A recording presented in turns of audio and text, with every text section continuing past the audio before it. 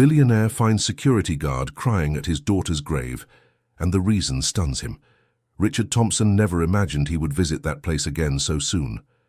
The 52-year-old businessman walked between the cemetery paths with heavy steps, carrying the weight of a pain that no money could cure. It was then that he spotted a familiar figure kneeling before the white marble tomb. His private security guard, Marcus Wilson, was sobbing uncontrollably, hugging a honey-colored teddy bear against his chest. The scene left Richard completely paralyzed. Marcus was known for his serious and professional demeanor. In 3 years working for the family, he had never shown any kind of emotion. Seeing that strong 45-year-old man crying like a child made Richard's world stop. "Marcus?" Richard's voice came out trembling. "What are you doing here?" The security guard tried to stand up quickly, wiping his face with the back of his hand. But his legs trembled so much that he almost fell. The teddy bear slipped from his arms, rolling over the well-kept grass. "Mr. Richard, I didn't know you would come today," Marcus stammered, clearly trying to compose himself. "You didn't answer my question." Richard approached, noticing how the security guard's eyes were red and swollen. "Why are you crying at my daughter's grave?" Marcus lowered his head, his hands shaking as he picked up the teddy bear from the ground. He pressed it against his chest again, as if it were a precious treasure. "Sir, I need to tell you something I've kept for a long time," said Marcus, his voice choked. "About Miss Emily." The name of his daughter, coming from the security guard's lips, made Richard feel a chill down his spine. Emily was only 8 years old when she passed away 2 weeks ago, a pneumonia that progressed rapidly, despite all medical care. "What do you have to do with my daughter?" Richard asked, feeling a mixture of anger and confusion growing in his chest. Marcus took a deep breath, as if gathering courage to confess a terrible secret. "I knew her even before I started working for you," he said, looking directly into Richard's eyes. "Every day for almost a year I met with her in Central Park." Richard felt his legs wobble. He held onto his daughter's headstone to keep from falling. "What do you mean you knew her? That's impossible. Do you remember when you hired me 3 years ago? I said I had been looking for a job for months, but I didn't say why." Marcus continued, tears streaming down his face again. "I had lost my job as a preschool teacher and spent my afternoons in the park feeding the pigeons, trying to feel useful in some way." Richard fell silent, trying to process that information. "That's where I met Miss Emily. She was always alone, sitting on the same bench, watching the other children play. One day she approached me and asked if I had food for the birds too." Richard's heart tightened. His daughter had never mentioned meeting strangers in the park. "This doesn't make sense, Marcus. Emily attended the most expensive school in New York City. How did she go to the park alone?" Marcus wiped his nose with his shirt sleeve, trying to organize his thoughts. "Miss Emily, she ran away from school, Mr. Richard, not to cause trouble or mischief. She ran away because she felt invisible." "Invisible? My daughter had everything a child could want." "She had everything except time with her father," Marcus said softly, without accusation in his voice, only sadness. "She told me that you came home late and left early in the morning, that sometimes days would go by without you seeing each other properly." Richard felt as if he had been punched in the stomach. He knew he worked a lot, but he always believed he was building a better future for his daughter. "For months we met every afternoon at 3 o'clock. She said she had physical education class at that time and could slip out without anyone noticing," Marcus continued. "We talked about everything. She told me about the books she read, about the drawings she made, about how she wished she had a little brother to play with." "And you never thought to tell me," Richard exploded. "My daughter was meeting with a stranger and you thought that was normal." "I tried to convince her to tell you many times," Marcus defended himself, "but she always said the same thing, that she was afraid you would send me away, like you did with the nanny she liked and with the gardener who taught her how to plant flowers." Richard remembered the 2 employees. He had fired the nanny because Emily was getting too attached to her, believing it wasn't healthy. The gardener left because Richard thought he was wasting time teaching the girl gardening instead of doing his work. Dear listener, if you're enjoying the story, please take a moment to leave a like, and especially to subscribe to the channel. It really helps us who are just starting out now continuing. "She was afraid I would take away another person who cared about her from her life," Marcus said, carefully placing the little bear on the headstone. "This little bear here, she gave it to me on my birthday. She said she bought it with her allowance because I deserved a special present." Richard looked at the simple toy, nothing like the expensive toys that filled his daughter's room. "Miss Emily was the sweetest child I ever knew, but she was also the loneliest," Marcus continued. "She told me once that she felt like a ghost in her own house, that even Mrs. Jennifer, your wife, didn't seem to notice when she was around." The mention of his wife made Richard remember how devastated Jennifer was by the loss of their daughter. She had locked herself in the bedroom a week ago and refused to speak to anyone. One day Miss Emily came to the park very excited. She said she found out I was looking for a job and that she had an idea. Marcus smiled sadly. "She had overheard you telling Mrs. Jennifer that you needed to hire a new security guard." Richard's eyes widened. "She asked me to apply for the position. She said that way she could see me every day, and I would never be sad about not having work again," Marcus confessed. "I hesitated a lot, Mr. Richard. I knew it wasn't right to accept a job that way, but the way she begged, she said it would be her birthday present to me." "My daughter got you your job?" Richard asked, incredulous. "She made me promise it would be our secret, that I couldn't tell anyone we already knew each other." Marcus nodded. "And so it was for 3 years. She would beam every time she saw me in the house, but she controlled herself so she wouldn't show it. Sometimes she would walk near me and whisper a quiet, 'Hi, Uncle Marcus,' just for me to hear." Richard remembered a few times he saw Emily near Marcus, but he never paid enough attention to notice any familiarity between them. "She called you uncle?" "She said I was the uncle of her heart," Marcus smiled through his tears, "because family wasn't just who lived in the same house, but who truly cared." Those words pierced Richard's heart like a blade. His own daughter had found a father figure in an employee because he was always absent. "Why did you never tell me this before?" Richard asked, his voice coming out more like a whisper. "Because I promised her I would keep the secret, and after she was gone," Marcus began to cry again. "I couldn't find the courage to tell you. I was afraid you would be angry with her even now." "Angry with her?" Richard was surprised. "For lying, for skipping school, for creating this whole situation," Marcus explained. "Miss Emily was always so afraid of disappointing you. She thought she needed to be perfect to deserve your attention." Richard felt his legs give way and sat on the damp grass, not caring about staining his expensive suit. His entire perception of his daughter was crumbling. She really thought that. "Every child wants to please their parents." Marcus sat beside him. "But Miss Emily took it to the extreme. She told me she sometimes stayed up late studying, hoping you'd come home so she could show you her good grades. But by the time you arrived, she was already asleep." Richard remembered many nights when he'd come home and gone straight up to see Emily, always finding her asleep. He never imagined she'd stayed awake waiting for him. "During our meetings, she always asked about my family," Marcus continued. "I told her I'd lost my wife and little girl in a car accident a few years before. That's why I stopped teaching, because I couldn't look at children without remembering my daughter." Richard looked at Marcus with new eyes. He'd never cared about his employees' personal lives. "Miss Emily said that meant God had sent her to heal me, and me to take care of her." Marcus smiled through tears. "She had such a pure view of the world, so full of love." "What was she like when you met?" Richard asked, desperate to know this side of his daughter he'd never seen. "She was exactly how a child should be," Marcus replied. "Curious, joyful, talkative. She laughed a lot, asked questions about everything, chased after pigeons. Completely different from the serious, well-behaved girl I saw at home." Richard realized his daughter had developed two personalities, the perfect daughter he expected at home, and the real child only Marcus knew. "Did she tell you about school? About friends?" "Miss Emily didn't have friends at school." Marcus shook his head. "The other children avoided her because of the family's money. Some tried to get close just to get expensive gifts, and she noticed that. She said she preferred being alone to pretending friendships." Another revelation that shattered Richard. He thought he was giving his daughter the best by putting her in the most expensive school, but he was actually isolating her. "And she never complained about me?" Richard asked, afraid of the answer. "Never, Mr. Richard.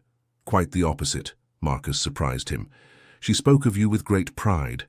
Said her father was the smartest man in the world, who built important things that helped many people. Richard felt both relief and even greater pain at the same time. But she also said she missed you, even living in the same house, Marcus continued.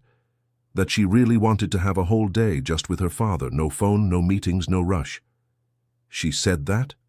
Many times, and I always told her to be patient, that soon you'd have more time, that parents sometimes need to work hard to provide security for their children. Marcus wiped his eyes. I didn't know her time was running out. Richard covered his face with his hands. All the money in the world couldn't buy back the moments he'd lost with his daughter. There's something else you need to tell me, Richard said, sensing Marcus was still hiding something. Marcus hesitated for a long moment before speaking. The last time we met, 3 days before she got sick, Miss Emily gave me this little bear and made me promise something strange. He picked up the toy from the gravestone. She said if anything happened to her, I should take care of the bear forever, and that I should tell you the truth. She knew she was going to get sick. I don't know, Mr. Thompson, but she was different that day. More serious, more mature.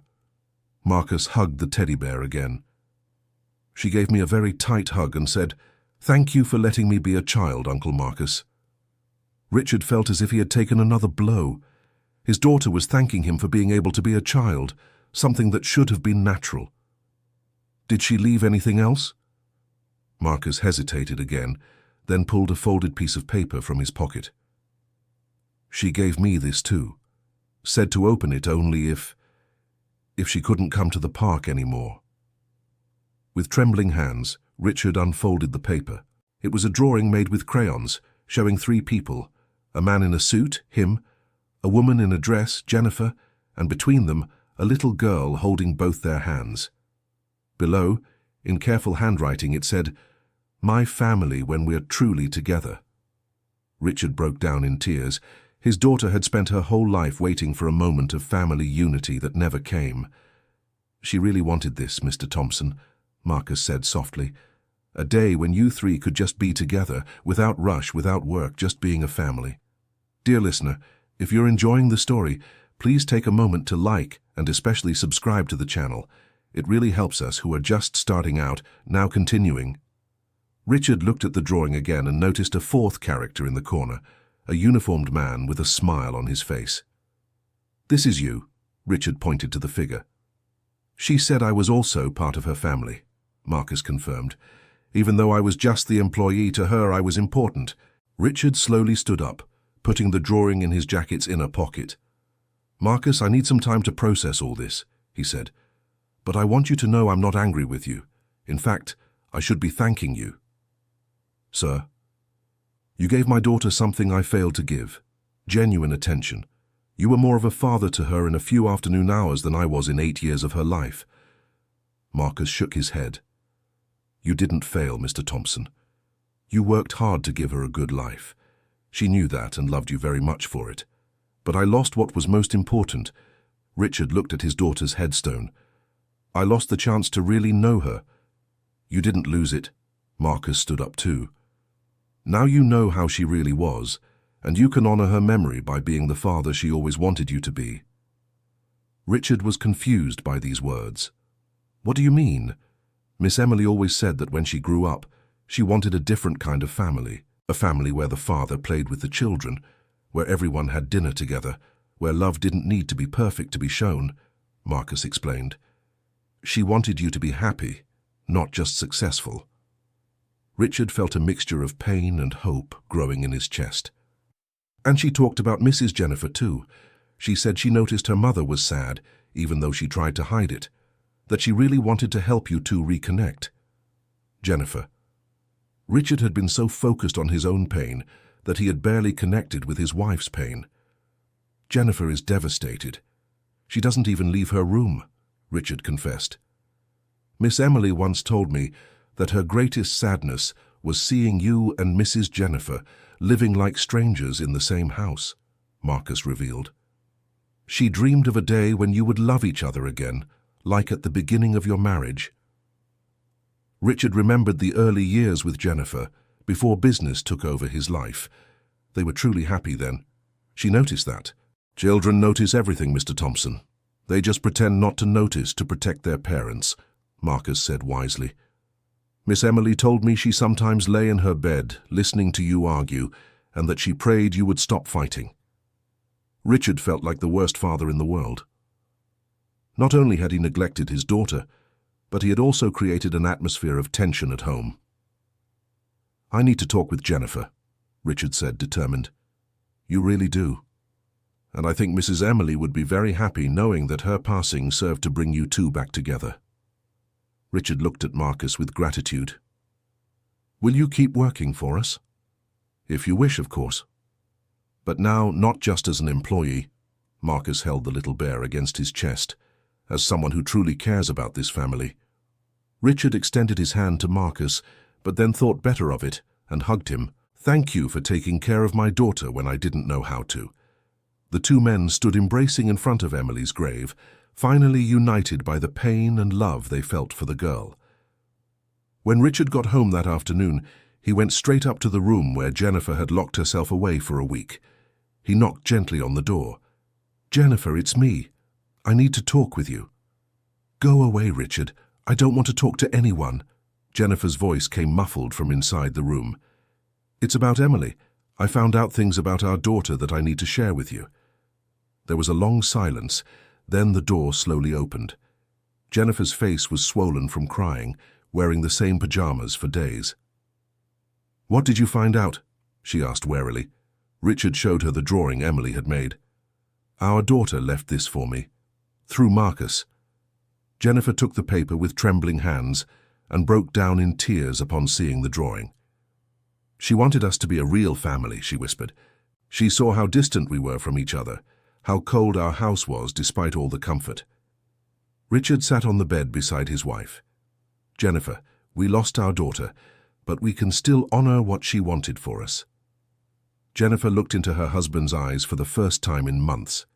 How? By starting over. Being the couple we were before, but now being the parents she wanted us to be for other children. Other children? Richard told the whole story that Marcus had revealed.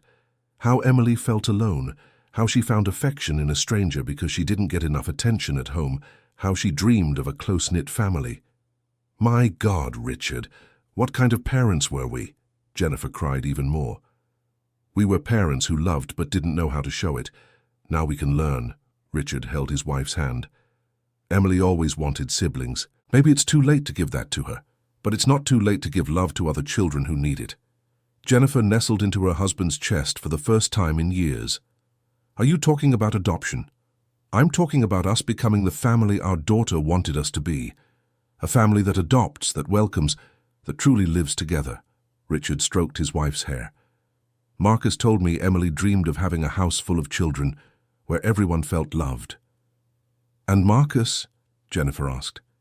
Marcus is going to help us build this new family. He understands children, and Emily loved him like an uncle. He can teach us to be the parents we never were. Jennifer pulled back to look at her husband's face. You've changed, Richard. You're different. Losing our daughter made me realize I had lost much more than I imagined.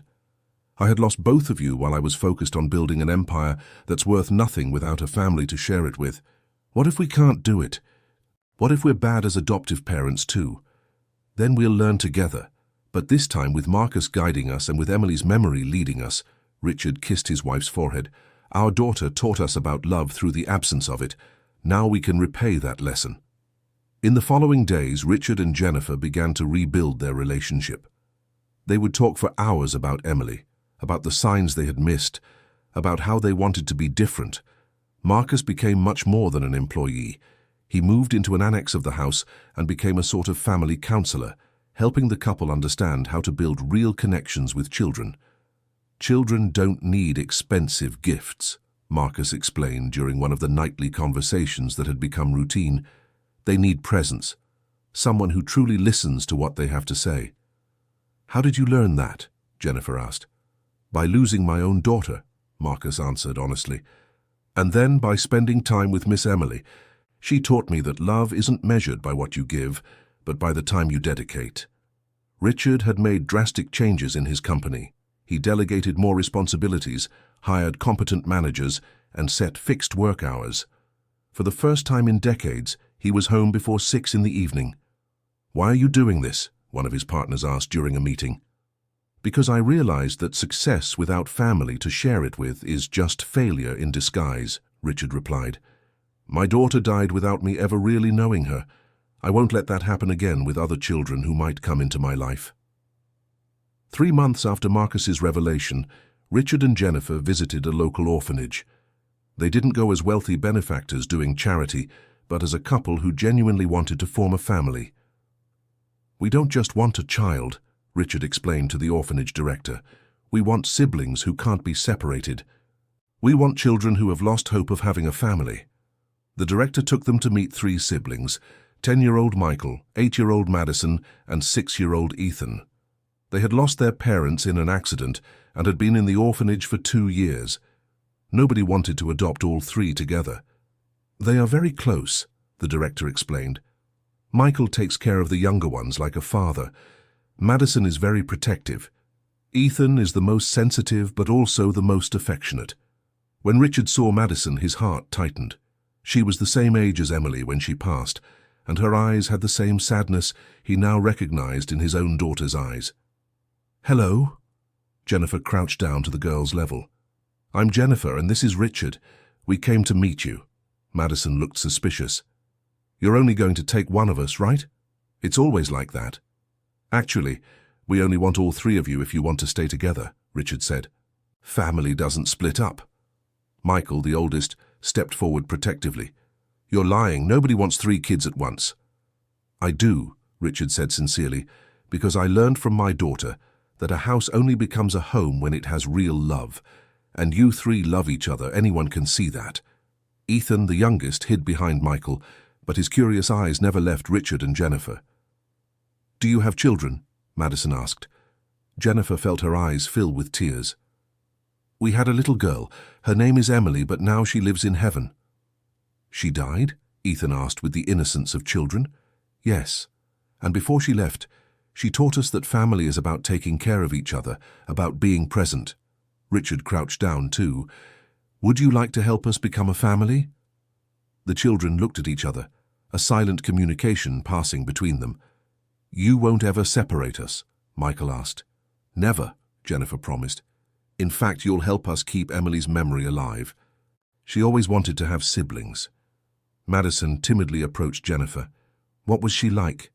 "She was brave, smart, and full of love to give," Jennifer smiled through her tears. "A lot like you." It was Ethan who broke the tension, approaching Richard. "You look sad, just like us," he said with the honesty of children. "I am sad, yes," Richard confessed. "But I'm also hopeful, because I think you can help us be happy again, and we can help you too." Dear listener, if you're enjoying the story, please take a moment to like and especially subscribe to the channel. It really helps us who are just starting out. Now continuing.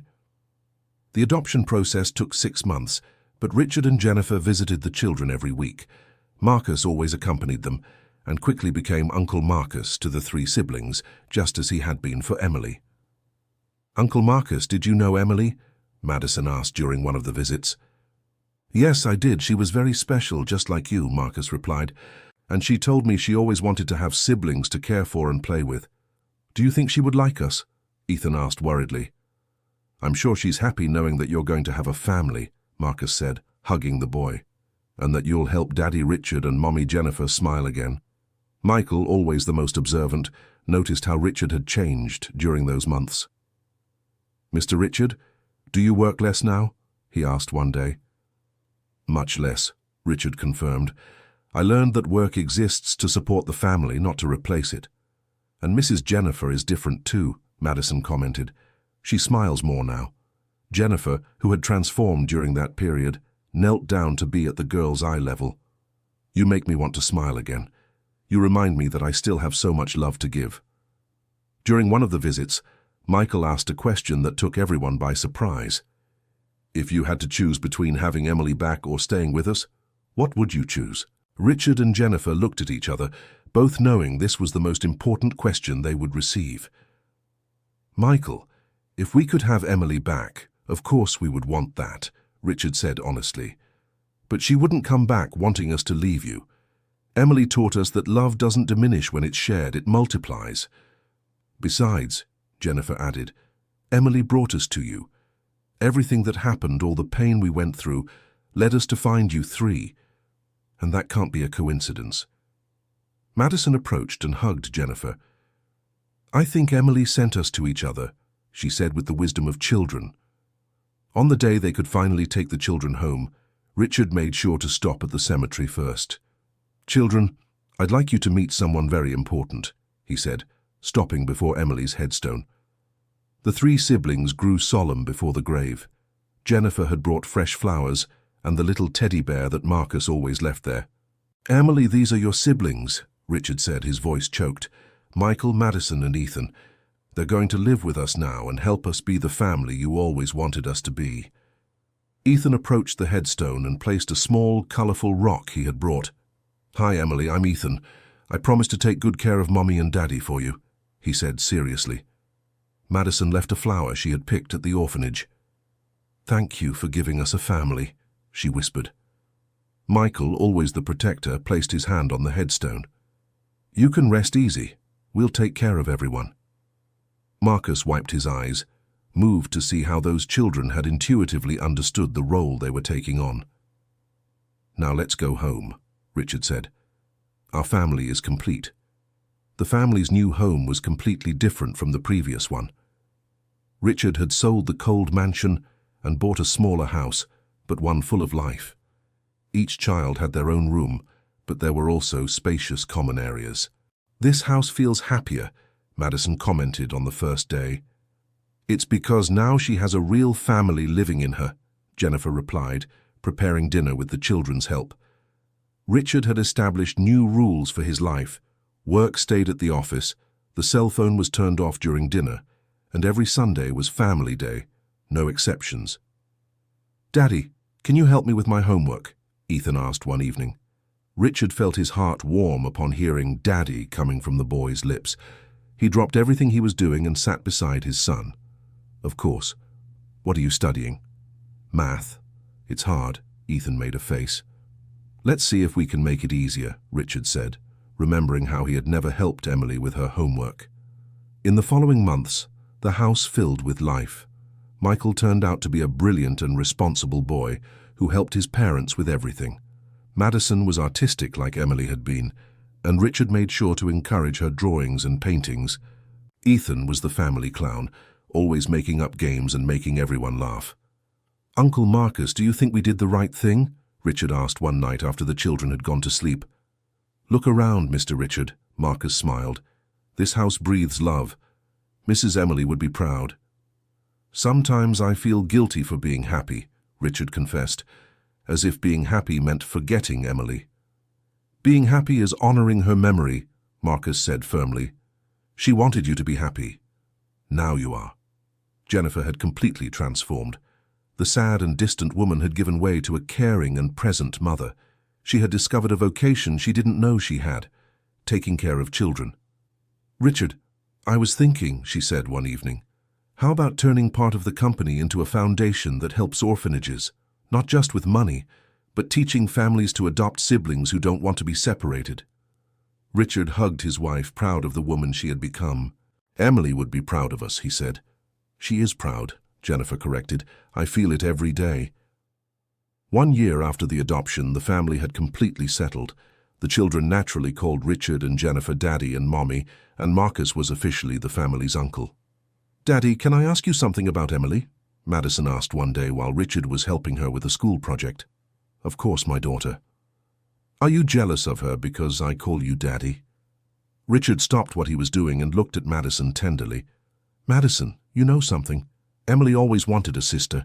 She told me that many times, he lied piously, knowing it was what the girl needed to hear. I think she would be happy knowing she finally has one. Madison smiled and hugged Richard tightly. I always wanted a sister too, even if she lives in heaven. That evening, Richard told Jennifer about the conversation with Madison. Are you lying to her? Jennifer asked. I'm giving her the security she needs, Richard corrected, And who knows, maybe Emily really is happy seeing our family. Michael had become the perfect older brother, taking care of Madison and Ethan with affection, but also embracing the role of Richard and Jennifer's eldest son. "Father, may I make a suggestion?" he asked one day. Richard smiled upon hearing father instead of daddy. Michael was growing and maturing. Always. "How about we put a photo of Emily in the living room? She's part of our family too." Richard felt his eyes fill with tears. The boy's emotional maturity impressed him. "That's a great idea, son." They chose a beautiful photo of Emily smiling and placed it on the living room shelf alongside photos of the new family, not as an altar of sadness, but as a natural part of the family's story. "Now she can see how happy we are," Ethan said, looking at the photo. Ethan had proven to be the most sensitive child in the family, with an impressive intuition about people's feelings. "Uncle Marcus, are you still sad about your little daughter who lives in heaven?" he asked one day. Marcus, who was teaching the boy to play chess, thought carefully before answering. "I miss her, Ethan, but I'm not sad anymore because now I have you all to care for." "It's just like Daddy with Emily, right? He misses her, but he's not sad anymore because he has us." The child's simple wisdom deeply touched Marcus. "Exactly, champ." During the second anniversary of Emily's passing, the entire family visited the grave. But this time it wasn't a visit of mourning, but rather of gratitude. "Emily, we brought your siblings to tell you the news," Richard said, sitting naturally on the grass. Each child shared about their achievements at school, their new friends, their mischief. They spoke to Emily as if she were there, listening to everything. "And Daddy now has dinner with us every day," Madison told her. "He even taught me how to do that spreadsheet thing on the computer." "Mummy makes the best chocolate cake in the world," Ethan added. "You would love it." Michael, always more serious, gave the most touching account. "Emily, your parents are amazing. They love us as if we had always been their children, and I promise I will always take care of Madison and Ethan, just like you would if you were here." Marcus placed the little teddy bear on the headstone, as he always did. "Miss Emily, your family is complete now, and happy, just as you always wanted." Richard stood up and placed his hands on his three children's shoulders. "Thank you, my daughter, for teaching us about love, for bringing us these three wonderful gifts, for turning our pain into purpose." Jennifer joined the group, embracing the family. "Now we know that family isn't just who you're born with, but who chooses to stay together," she said. When they left the cemetery that day, they were no longer running from the pain of loss. They were celebrating the love that had been born from it. 3 years later, the foundation created by Richard and Jennifer had already facilitated the adoption of more than 50 sibling groups. Marcus had become the project coordinator, using his experience as a teacher and his sensitivity to connect families and children. "Uncle Marcus, you've helped so many children find families," Madison remarked, now 11 years old. "We all helped," Marcus corrected. "You three are the best examples that adopting siblings is the right decision." Michael, now 13, had become a model student and dreamed of becoming an educator like Marcus had been. "Dad, I want to work at the foundation when I grow up," he said one day. "Why?" Richard asked, curious. "Because I want to help other children be as happy as we are." Richard hugged his son, proud of the young man he was becoming. Ethan, at 9 years old, remained the heart of the family, always reminding everyone that the most important thing was being together. "Daddy, do you regret changing so much?" he asked one afternoon while they played in the backyard. "What do you mean, son?" "You stopped working so much, sold that huge house, changed everything in your life," Ethan explained. "Do you regret it?" Richard looked around. Madison painting a picture in the yard, Michael reading a book in the shade, Jennifer tending to the flowers, Marcus teaching tricks to the dog they had adopted. "Ethan, before I had a lot of money and a big house, but I didn't have a real family," he replied.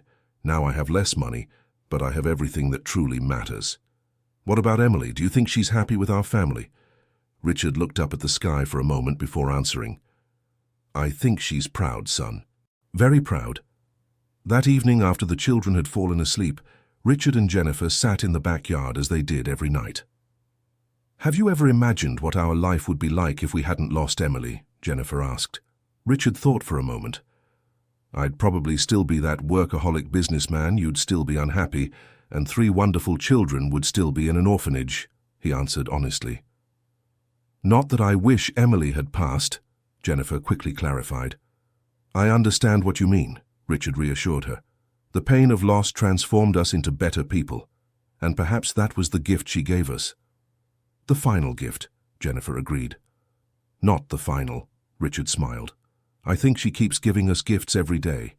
Every laugh from Ethan, every drawing from Madison, every mature gesture from Michael. All of this is Emily still watching over us. Marcus approached, carrying 2 cups of tea. Sorry to interrupt, but I heard you talking and brought tea, he said. Sit with us, Marcus, Jennifer invited him. You're part of this family. Marcus sat beside the couple he had learned to love like a brother. You know Mrs. Emily would be amazed at what you've become, he said. We haven't become anything, Marcus, Richard corrected. We just found who we always were beneath all that false protection. And you, Marcus? Jennifer asked. Are you happy? Marcus looked at the house full of life, thought of the children sleeping safely, of the family he had gained. I'm at peace, he answered. For the first time since I lost my original family, I'm at peace. Emily brought us all together, Richard observed.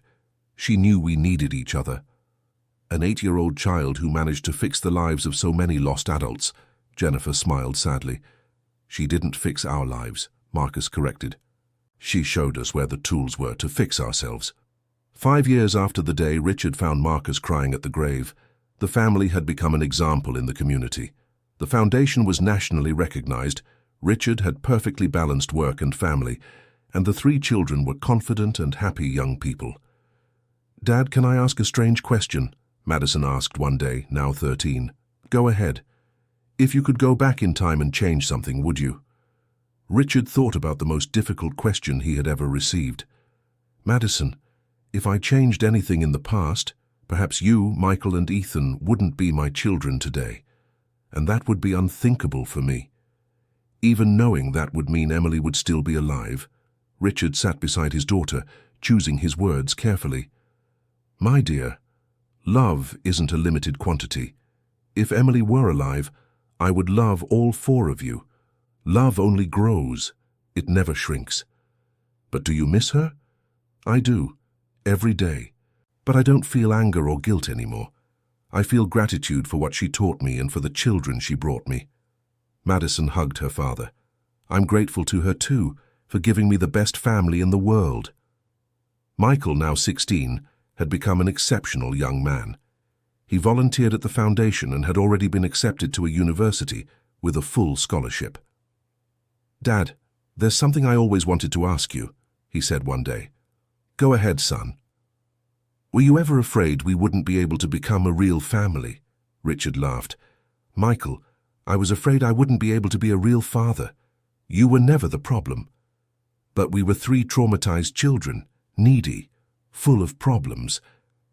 You were 3 children who needed love, and we needed to give love. It was a perfect match. Ethan, now 11, continued to be the family philosopher.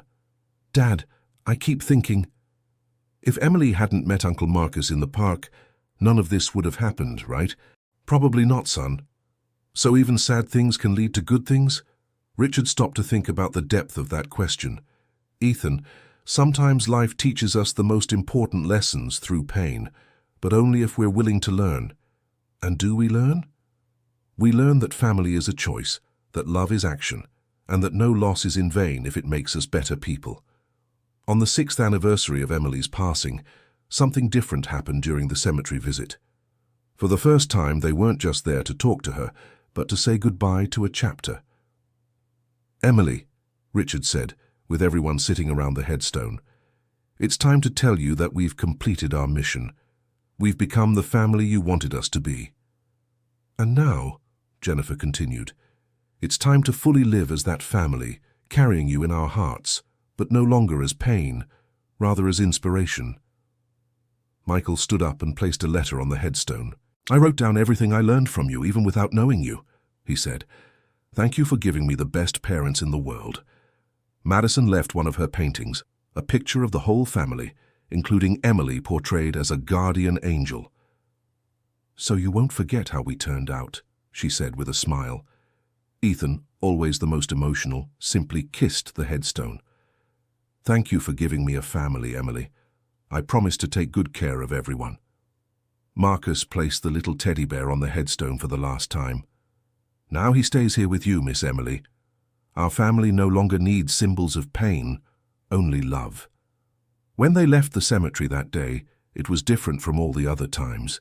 They were truly saying goodbye to the sadness, not to the memory. "How do you all feel?" Richard asked the children in the car. "Free," Michael answered. "Complete," Madison added. "Happy," Ethan concluded. Marcus in the passenger seat smiled. "Miss Emily would be proud to see how you've all grown. She is watching," Jennifer said with certainty. "And she's smiling." That night, Richard and Jennifer talked for the last time about what if. "Do you believe she's really somewhere watching our family?"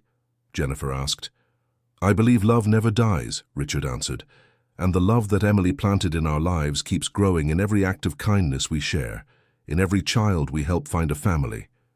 So she's alive in everything we do." Exactly. 10 years after that fateful day at the cemetery, Richard was preparing a speech for Michael's university graduation ceremony. He would be the keynote speaker for the education class. "Dad, what are you going to say?" Madison asked. She was now 18 and had just won a scholarship to study fine arts. "I'm going to talk about how an 8-year-old child changed all our lives," Richard answered. "Emily?" "Emily. And you three. And how many other children who found families through the foundation." Ethan, now 16 and student council president, was helping Jennifer in the kitchen. "Mum, do you think when I grow up, I can be as good a father as Dad became?" Jennifer stopped stirring the cake batter and looked at her youngest son. "Ethan, your father didn't become a good father. He always was one. He just needed to learn how to show it." "And me? Do I know how to show it?" "Son, you've been showing love since you got here. It's your gift." Marcus, now 55 and director of the foundation, entered the kitchen carrying flowers. "What are the flowers for, Uncle Marcus?" Ethan asked. "To bring to Miss Emily's grave tomorrow. It's been 10 years since she brought us together." Marcus smiled. "I think it deserves a celebration." "Are we all going?" Jennifer asked. "Of course. Family goes together." The next morning, the extended family gathered at the cemetery one last time as a ritual. This time it was truly a celebration. "Emily," Richard began, 10 years ago you taught us that family isn't just those you're born with, but those you choose to stay with. Today we are 7 people who chose to be a family. And we've helped over 200 children find their families too," Michael added, proud of the work they did. "Your drawings inspired me to pursue art," Madison said. "Every painting I make has a little bit of the love you planted in our home. And I learned that taking care of people is the most important thing in the world," Ethan concluded. Jennifer knelt down and placed the flowers on the grave. "Thank you, my daughter, for teaching us that love is greater than pain." Marcus stood beside the family that had become his. "Mrs. Emily, mission accomplished. Your family is happy." When they stood up to leave, Richard looked back one last time. "Goodbye, Princess. See you soon." It wasn't a sad farewell, it was a see you soon filled with gratitude. End of story. And you? What did you think of this story of overcoming and family love? Tell us in the comments which part moved you the most and whether you believe love can truly transform lives. If this story touched your heart, leave your like and subscribe to the channel for more inspiring stories that celebrate the strength of family bonds.